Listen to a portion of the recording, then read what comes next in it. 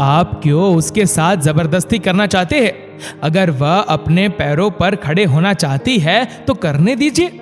एक बार शादी होगी तो फिर चाह कर भी वो अपनी पढ़ाई पूरी नहीं कर पाएगी और जीवन भर किसी की जिम्मेदारी बनकर रह जाएगी जो वो बनना नहीं चाहती है। अगर बेटी पहले पढ़ लिख कर आत्मनिर्भर बनेगी तो इससे अच्छा हमारे लिए भी क्या हो सकता है। हमें भी पहले अपनी बेटी को आत्मनिर्भर बनाना चाहिए, फिर उसके ब्याह की बातें करनी चाहिए। यशोदा जी अपने पति दिवाकर से कहती है। दिवाकर जी बोले, तुम्हारे इसी लाड़ प्यार ने उसे बिगाड़ दिया है। मेरी भी तो 3 बहनें हैं। उन्होंने नौकरी नहीं की तो क्या आज भूखी मर रही है? अरे पति की 2-4 बातें ही तो सुननी पड़ेगी तो सुन लेगी। तुम भी तो सुन रही हो, पढ़ा लिखा कर नौकरी नहीं करवानी है, फिर शादी में देरी हो जाएगी और लड़के वाले उतना ही दहेज मांगेंगे तो हम कहां देंगे। दिवाकर जी की बेटी काजल अभी शादी नहीं करना चाहती थी, वो अपने पैरों पर खड़ी होना चाहती थी। वहीं दिवाकर जी बस बेटी की शादी करके अपना फर्ज निभाना चाहते थे।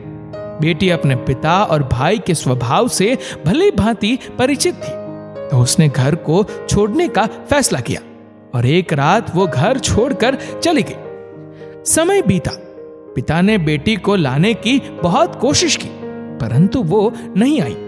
कुछ समय बाद दिवाकर जी बेटी से मिले और बोले, काजल, हमें माफ कर दो, हम तुम्हारे भाई की बातों में आ गए थे। हमारी आंखों पर लालच की पट्टी बंधी थी। अब हर बात पर मिट्टी डालो और अपने घर चलो। लोग क्या कहेंगे? माँ बाप के होते हुए भी लड़की हॉस्टल में और इस हालत में रहती है। काजल मुस्कुराते हुए बोली, आज भी आपको मेरी चिंता नहीं है। अपनी बीमार सोच और अपनी इज्जत की पड़ी है। मैं जैसी भी हूं यहां अपने आत्मसम्मान के साथ जी रही हूं।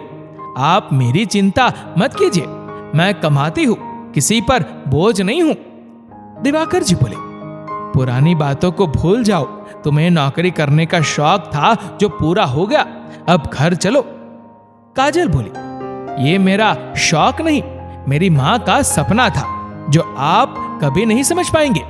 मैं आपको पिता होने के कर्ज से मैं मुक्त करती हूँ। जब आपका कोई नहीं होगा तो मैं सदा आपके लिए उपस्थित रहूंगी। बार बार मेरे सामने आकर मेरे वे दिन मुझे याद मत दिलाइए और यहां से चले जाइए। काजल की मां भी साथ में थी परंतु काजल पीछे मुड़कर नहीं देखी और वो चले गए। घर आकर दिवाकर जी ने यशोदा जी को बहुत सुनाया। इसीलिए कहता था, लड़कियों को ज्यादा छूट नहीं देनी चाहिए। देख लिया उसका नतीजा, सबके सामने उसने हमारा कितना अपमान किया। यशोदा जी बोली, अगर आपने बेटी की मन की भावनाओं को समझा होता तो आप ऐसा कभी नहीं कहते।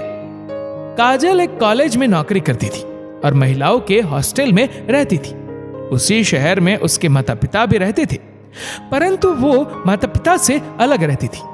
उनके जाने के बाद काजल अपने एक छोटे से रूम में अकेली बैठी अपनी पुरानी यादों में खो गई जब वो माँ बाप के साथ रहती थी। फिर काजल को बिना पूछे उसके पिता ने उसकी शादी तय करने की कोशिश की थी। उसका भाई नवीन कोई कामकाज नहीं करता था और काजल के पिता दिवाकर जी को भी पैसे की कोई कमी नहीं थी। पर लोग सही कहते हैं, जिसके पास ज्यादा पैसा होता है उसे और पैसे की भूख होती है। वैसी ही हालत कुछ काजल के पिता की थी। नवीन के लिए एक व्यापारी घर से रिश्ता आया जो काफी पैसे वाले थे। उनकी एक शर्त थी कि उनके बेटे कमलेश की शादी काजल से कर दी जाए और उसके लिए दिवाकर जी तैयार भी हो गए क्योंकि बैठे बिठाए नवीन को दहेज में काफी पैसे और नया व्यवसाय भी मिल रहा था जिसकी भनक काजल को लग गई। बेटी अपने मन की बात माँ से नहीं बोलेगी तो और किससे बोलेगी? तो काजल ने अपनी माँ से कहा, माँ, ये कैसी जिंदगी है? यहाँ हर बार एक लड़की की भावनाओं का ही सौदा क्यों होता है? पैसे वाली बहू को लाने के लिए आप लोग अपनी बेटी के विवाह का सौदा कर रहे हैं। दिवाकर जी बोले, हम तुम्हें ऐसे घर में भेज रहे हैं जहां तुम्हें किसी बात की कमी नहीं होगी। तुम आत्मनिर्भर बनने का रट क्यों लगा रखे हो? काजल बोली, आप तो आत्मनिर्भर शब्द का अर्थ ही बदलना चाहते हैं। मैं अपने दम पर जीना चाहती हूँ। जो पत्नी अपने पति के भरोसे रहती है उसे ना कभी सम्मान और ना ही प्यार मिलता है। ये मैं कई वर्षों से अपने ही घर में देख रही हूँ।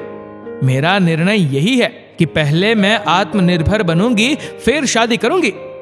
फिर दिवाकर जी नाराज होकर वहां से चले गए। मां बोली, तुम अपने पिता और भाई के व्यवहार को जानती हो और मेरी इस घर में कितनी चलती है, तुमसे कोई बात छिपी नहीं है।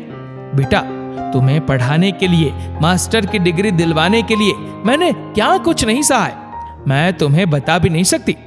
माँ और काजल दोनों की आंखों में आंसू थे, परंतु काजल हार मानने वालों में से नहीं थी। काजल बोली, आपको कुछ पता है कि भैया की होने वाली पत्नी रुबीना का भाई किस तरह का आदमी है? ठीक है, उम्र में अगर कुछ बड़ा है तो कोई बात नहीं, परंतु वो कोई काम तक नहीं करता है। क्या इसी दिन के लिए आप लोगों ने मुझे पढ़ाया लिखाया और शिक्षित बनाया? मैं कोई जानवर नहीं कि एक खूंटी से निकालकर दूसरे खूंटी में बांध दो। मैं अपने पैरों पर खड़ी होना चाहती हूँ, जो कि मेरा अधिकार है। और जिस परेशानी का आज तक आपको सामना करना पड़ा, मैं उन परेशानियों को नहीं जीना चाहती। इतना कहकर वो रोने लगी। मां ने उसे चुप करवा दिया। 2 दिन बाद जब रुबीना के घर से बार बार फोन आ रहा था, तो काजल अपनी मां से वही बात बार बार बोलने लगी। भाई और पिता को उसके इनकार का पता था। नवीन बोला, बाबूजी, अगर अपना बुढ़ापा और मेरा भविष्य सुधारना चाहते हैं तो इस डील को फाइनल कीजिए। मुझे रुबीना पसंद है। मैं जिंदगी भर कमाऊंगा, तब भी उतने पैसे नहीं जमा कर पाऊंगा जितना वो दहेज में लेकर आएगी। इसके लिए अब जो भी करना हो मैं करूंगा। आप अपनी बेटी को समझा लीजिए। एक दिन दिवाकर जी काजल से बोले, काजल, क्या हुआ? अगर वो उम्र में थोड़ा बड़ा है, पैसे वाला तो है, किसी चीज की तुम्हें कमी नहीं होने देगा। काजल आंखों में आंसू भरकर बोली, बाबूजी, पैसे वाली बहू दिखी तो अपनी बेटी की छवि आपकी आंखों से धुंधली हो गई।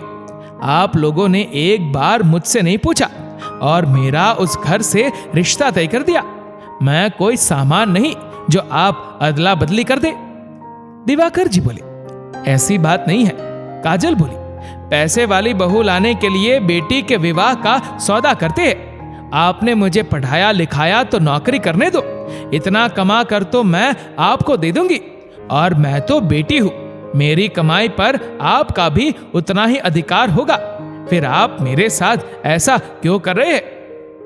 नवीन बोला, तुम बात को कहां से कहां ले जा रही हो? सिर्फ अपने बारे में सोचती हो। एक बार अपने भाई के बारे में सोचकर देखो। काजल गुस्से में बोली, मुझे तुमसे बात नहीं करनी है, मुझे अपने पिता से बात करनी है। अरे जब बड़ा दिल नहीं रखते हो तो क्यों बेटियों को पैदा करते हो? हे ईश्वर, किसी लड़की को ऐसे घर में पैदा ना करे जिसका बाप अपने फायदे के लिए बेटी के विवाह का सौदा करते हैं। फिर दिवाकर जी अपनी पत्नी को बोले, यशोदा, अब तुम ही अपनी बेटी को समझाओ। वो क्या बोल रही है, उसे होश भी नहीं है। यशोदा जी रोते हुए बोली, आप इसकी बात क्यों नहीं सुनते हैं? अगर ये उस घर में विवाह नहीं करना चाहती तो क्यों जबरदस्ती करते हैं? पढ़ लिख कर कुछ बन जाएगी तो आपका ही नाम रोशन करेगी। काजल अपनी माँ का हाथ पकड़कर बोली, माँ, इनको कहने से कोई फायदा नहीं है। इससे अच्छा होता आप मेरी किसी निर्धन या गांव वाले लड़के के साथ मेरी शादी करवा देती। कम से कम मुझे अपने पैदा होने पर शर्मिंदगी नहीं महसूस होती। औरत की भावनाओं का ही हमेशा सौदा क्यों होता है? आखिर कब तक ऐसा चलता रहेगा? इतना कहकर काजल अपने कमरे में चली गई।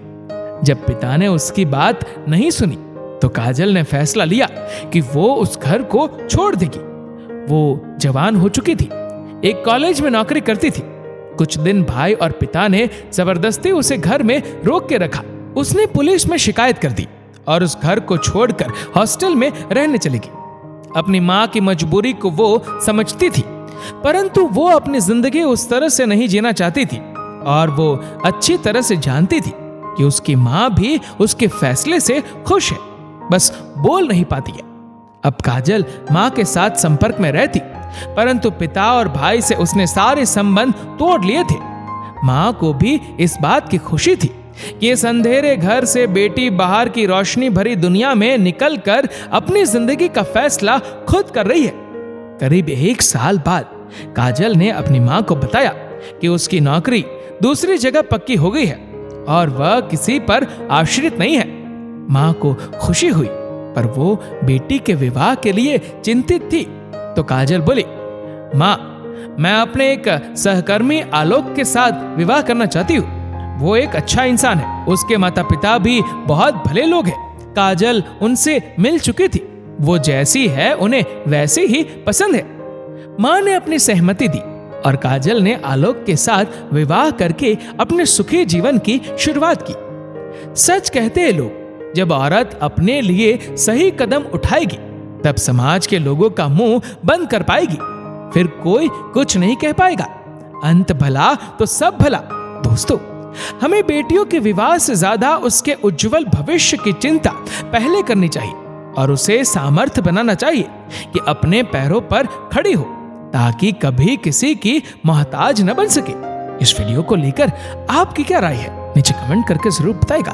और अगर आपको वीडियो अच्छा लगा हो तो इस वीडियो को लाइक करेगा, शेयर करेगा ज्यादा से ज्यादा लोगों तक, और ऐसे ही और भी इंस्पिरेशनल वीडियोस के लिए फॉलो करें हमारे पेज को। और ऐसे ही और भी वीडियोस को YouTube पर देखने के लिए नीचे कमेंट सेक्शन में लिंक दी गई है, जिसके ऊपर क्लिक करके हमारे चैनल को आप सब्सक्राइब करें और बेल आइकन दबाएं, ताकि हमारे हर लेटेस्ट वीडियो की अपडेट आपको मिलेगी सबसे पहले। धन्यवाद।